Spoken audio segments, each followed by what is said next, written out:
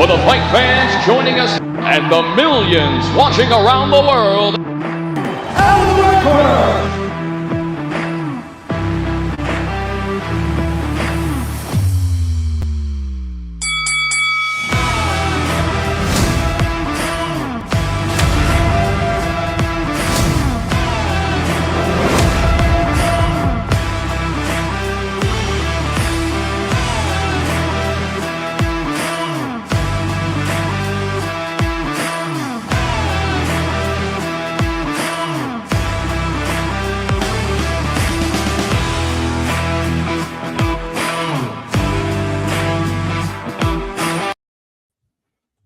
Yes, everyone, welcome back to In The Red Korner podcast with me, Ross. I hope everyone is well this evening.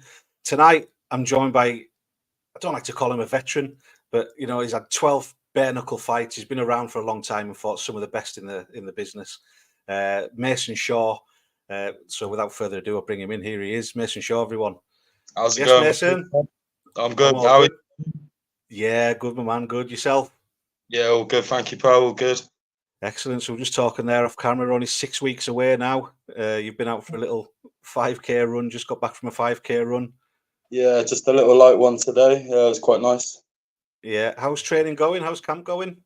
All in all, yeah, it's been good. It's been it's well, I say it's been good. It's been a long few weeks. I think I'm probably about 6 weeks in now, to be honest with you. So just been chipping away first couple of weeks. I've been in the gym ticking over anyway, so it's just sort of upping it a little bit by bit. And then, I think in another couple of weeks' time, I'll be absolutely flying, to be honest. Excellent. I mean, it's been a while since you were out. It was March at BKFC 37 against Lee Brown. Yeah. What have you been doing since then? I run a gym myself, so I've just been coaching bits of training. I've had a holiday since and stuff like that, a bit of family time. But I have been itching to go, to be honest. Obviously, there was a couple of shows I was due to be on and then sort of fell through or dates got pushed across. So, just been patiently waiting, mate, really. And, yeah, glad in 6 weeks' time I'll get to have a bit of a tear up. Have you been keeping up to date with the BKFC while you've been active in sport and such? I've been watching a bit. I've watched obviously I've watched a fair few of the UK shows. I think I've watched every one of the UK shows since I've been on, to be honest. I've watched a fair few of the American shows. I normally catch up with them a couple of days or whatever after. And yeah, I tend to watch a fair bit of it. Yeah. Has there anyone been catching your eye in your weight division at all, or have you just been concentrating on yourself? Kind of concentrating on myself, but obviously I just want the best there is. So that would have to be obviously Lorenzo Hunt, but that I know that's a long way off. I ain't deluded in any sense that I've got a few things to do before I get there, and hopefully he's still holding on to a belt if I do get that opportunity. But I just feel the age I'm at now, the amount of fights I've had, I'm ready for whoever and the best names there is. There ain't really time to piss about now. So yeah. Do you feel like now you're coming into your prime? I mean, like I was saying in the intro there, I mean, you've fought, you know, well-known names in the sport and things like that, and different organisations, and at different weights as well, isn't it? Yeah. Is that right? Yeah, I started off at heavyweight. I think my first BKB fight, I was at 17 stone plus. So it's been a long road. Obviously, the lightest I fought at is 88, or was it 86? I think it might have been.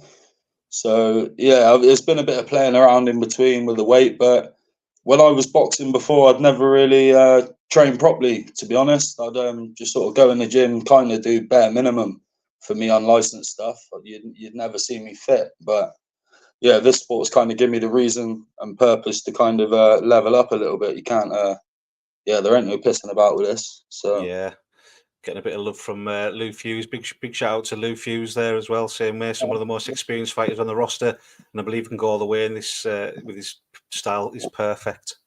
Top man, Lou, bud. Yeah. Good man, he is a top man. I'm looking forward to spending the weekend with him down at the Liverpool show. Is that something you'll be watching this weekend? Yeah, I'll definitely stick that on, mate, for sure. Definitely. I'm pretty sure Lee Brown, who I thought's on it, if I'm correct. That's right, he is, yeah.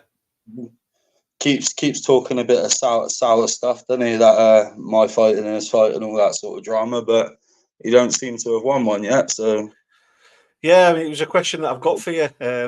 You know, he's made no bones about it that he would like a rematch with you. Is that something? I mean, not looking past Matt. Obviously, Matt, a tough man himself. But is Lee someone you would consider in the future for a rematch? Or I'll consider anyone who gets a win, and it puts me puts me in a better position than I'm in now, then definitely. But to be totally honest with you, I didn't get out of first gear with a bloke. And I didn't state all this afterwards. I was suffering with a chest infection 2 weeks prior to that fight. I had no idea what he was going to bring to the table, apart from a 6'6" lanky scouser. So, you know, it was that was all I knew, and he could punch a little bit. So I kind of took it a little bit cautious. But considering how I was feeling a couple of weeks before that fight and how I felt in there, I honestly didn't get out of second gear. So he can have it whenever he wants. To be honest with you, don't bother me, and I'll go in there and I'll put it on him from the off, because he didn't do nothing in that fight to phase me at all. To be honest with you, and that's not to be big-headed or anything like that, but he took it on the chin, and then he decided to talk a little bit of smack. So, you know what I mean? It is what it is. I could have easily said, "Oh, I've been suffering with an illness and I had a shit." I know I done enough to get the win. He didn't touch me that fight. Didn't touch me. You know what I mean? So I did enough. He had to fucking step it up, and he didn't have the bottle to do that on the night. So that's why his hand didn't get raised. Or well, it did, and then it got. Yeah. Oh yeah, that's right. Was that the one where the announcer got it wrong? Yeah, there was a little bit of a mix-up at the end, I think. Or I remember that now. Yeah. Yeah, but I'd have been livid, absolutely livid. So yeah, like we were saying, Matt Hodgson next, BKFC 55. It leads the 18th of November. A tough fight, that, isn't it? Yeah, definitely. I got a lot of respect for Matty. Obviously, he's been about a long time, like myself. We were due to fight. I think it was pre-COVID, so I think we were all set to fight with another promotion, and then COVID sort of happened, and yeah, well, obviously that put a halt to everything for 2 years. So we've been on each other's radars for a long time. I got respect for him. I feel like I'm a level above him, but I do feel like our styles will make a good fight. I think he'll test me, I'll test him, and for as long as it lasts, I think it's going to be a hell of a show or a hell of a bout. So yeah, I mean, I think this card is absolutely stacked, and you know, I keep saying it, and there's so many potential fights of the night on this card. You know, with the lineups that Bakewell's made, the matchup that's Bakewell's made, he's done a great job. This card, as he does with all the cards, you know, but this card in particular just seems stacked from start to finish. Yeah, definitely does. I'm excited to watch it if we can get to watch a few of them before, obviously while I'm getting ready and that. But yeah, he has done a good job with this show, and I can see it being an absolute packed out event as well. So I'm excited to be a part of that. It'd be my first time in Leeds. Yeah. So yeah, looking forward to it. So you're based down in Somerset. You've got your own gym down there. Yeah, Bridgewater, Somerset. Me and a friend of mine, Nathan Huxtable, we run a place called Bridgewater Martial Arts. It's it's mainly a boxing gym now, but we took it over from a previous owner who was kickboxing based and stuff like that. So we sort of turned it around, kept the name the same. Pushed on from there. But we're doing well. Got some really good guys there as well. So yeah, it's all good. Good stuff. Have you any lads that are interested in maybe going into the bare knuckle? Potentially, to be honest, we've got a good young bunch, like some young teenagers who maybe in the future I can see doing it. I've had a couple of our seniors ask the question. A lot of the guys are kind of raw level, finding their way up on the unlicensed scene, but we definitely got some talent, and definitely I think we're one of the best gyms about my way for sure. Good stuff. I mean, hopefully with these prospect shows and things, the lads can get the opportunity to showcase the talent and move on to things.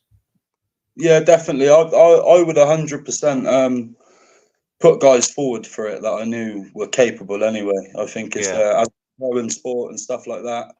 Why not? Definitely. I mean, you talked about Lorenzo Hunt briefly there.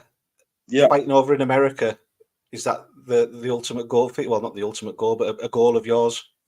100%, yeah, definitely. I think that would kind of top everything. I've sort of been just along for the ride with the bare knuckle stuff, to be totally honest with you. I started off as an amateur boxing, and then I did the unlicensed stuff after a long layoff, like through my teens. And then, yeah, I thought about going pro, and it's more the politics, and our area is not a big area for pro boxing at all. So it's kind of hard to make a name for yourself in that sense. Yeah. So when the bare knuckle got put to me, it was kind of just rolling with it, enjoying it. Obviously, it becomes a bit of an addiction as well. But yeah, the ultimate goal now would to be fighting the States and hopefully get a nice pay packet whilst doing it, you know? Yeah, definitely. That's what it's all about for you lads, isn't it? 100%. Yeah, I know it's not going to be a long-lived thing, or I'm 28 now, so I'm not old, but I'd say I'm in my prime. I've probably got 10 years if I'm lucky, you know? So Yeah. I mean, for the experience that you've got, you are very, very young for that. When you look at the likes, I've said it on a podcast the other night as well, a lot of the lads, are mid to late 30s. I think, Big Mick Terrell, 41, I think he is, about to fight for the heavyweight belt, hopefully. that'd be a brilliant. Would that be him and is it Arnold Adams? Arnold Adams. I think they're looking at it, but I mean, nothing's been confirmed or anything like that. I think it's been on the books for a long, long time. Yeah. But yeah, nothing's been confirmed yet. So, I mean, yeah. So, like you say, for your age and your experience level, you're probably one of the most experienced guys about. Like Lou was saying on the comment. So, this is another thing. What I think with these American guys as well. I think they got some serious talent over there from the MMA side. But I don't think one of them American champions have stepped in there with like a proper British boxer yet. You know what I mean? I know Tyler and stuff like that's gone over there and he's shown what he could do, but as far as anyone else, I think those guys, I'm not going to say dodge it, but I think they have a better choice of opponents over there than over here. It's more technical and you got the proper boxing styles in it. So I think Conatini went out and done a job over there. He looked good. Yeah, he's another one. He's got a great boxing skill set. But I feel like us guys will probably get avoided because of that. Whereas some of the main names might be easier to make. It's an entertaining fight, but truthfully, both guys are just getting lit up, and it's who can last the longest. It does seem quite hard. Sorry, mate. Go on. What were you saying? I just said that's kind of the way I see it. Like when it's two mainly MMA guys fighting, it's more of a brawl. Yeah, but it suits them a little bit better over there. So yeah, it does seem quite hard for any of the UK lads to kind of get over to America and pave a way for them over there. I mean, Rico Franco, he should be fighting in the States next, I would imagine. Yeah. The performances that he's had this year, I think he's fought 3 or 4 times this year. He's another one. He'll give them problems. The same Connor, Rico, the lot of them. They'll give them problems because they're guys who can box, long bit of range, sharp punches. They can bang, and they're tough. I think they're sort of the full package, to be honest. Whereas some guys over there, they're kind of swinging for the fences and more powerhouses than anything. Yeah, that's right. Yeah, I'd love to see more of the UK lads get over to America, and vice versa. I'd love to see a lot more of the Americans come over here as well. I'd love to see a Team UK versus Team America as well. I think that'd be class. Yeah, that'd definitely be great. Definitely, I'd have no obligation to fight in one of them over here either. So yeah, maybe after Matt, you never know.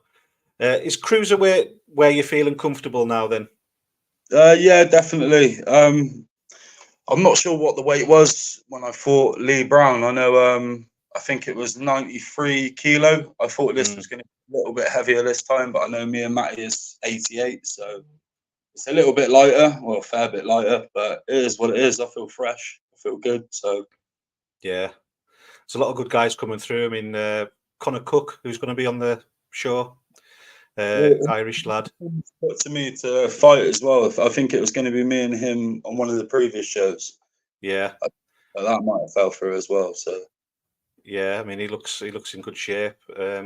Robbie Kennedy as well, real awkward style. Robbie Kennedy was down at Crystal Palace, fought Jack Draper. Yeah, I watched Robbie's fight. Yeah, watched him and Jack fight. That was good. Yeah, some great lads coming through at cruiserweight. Some really, really tasty matchups. Mm-hmm. So what can we expect to see from your performance then at BKFC 55?